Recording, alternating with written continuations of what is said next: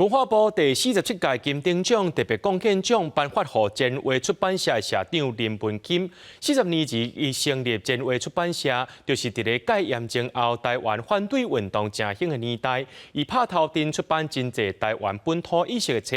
社长林文钦也是推动台语出版的先锋者。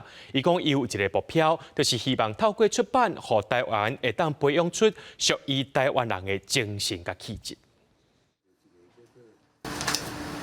金笔总部的公文，早金公文。前卫出版社社长林文钦手提当年互警备总部查禁的公文，伊伫1982年成立前卫出版社，当时是戒严前后台湾反对运动正兴的年代。伊出版侪含政治、历史甲台语相关的册，为台湾主体意识拼一条出路。林文钦表示，会互前卫是有左派先锋的印记伫咧。伊讲家己有一个共党，毋惊互国民党政府查禁。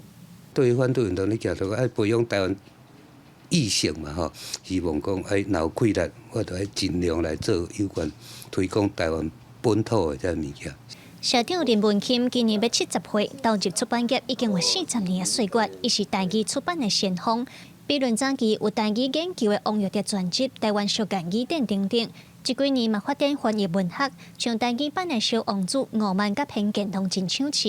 伫咧前卫大10档的主编郑清宏讲，台语册伫市场一直拢真边缘。这届社长会当摕到金鼎奖特别贡献奖，嘛算是为台语册出一口气。社长不管是做人，或者是讲编辑的技巧，其实拢伫咱做工课过程当中拢有真侪看价，所以我认为这其实是对咱本土知识的处理甲编辑的这个技巧是真重要的传承的一个过程。但气质，这个包括除了讲人品之外，你伫文学艺术等等方面的修养，对啊，才有法度表现出你是一个有气质的、优雅、进步的台湾人。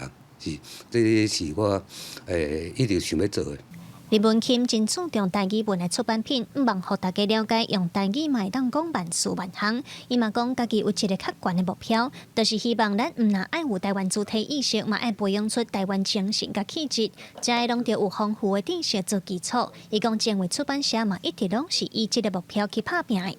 记者卢尚如、曾俊尧台北报道。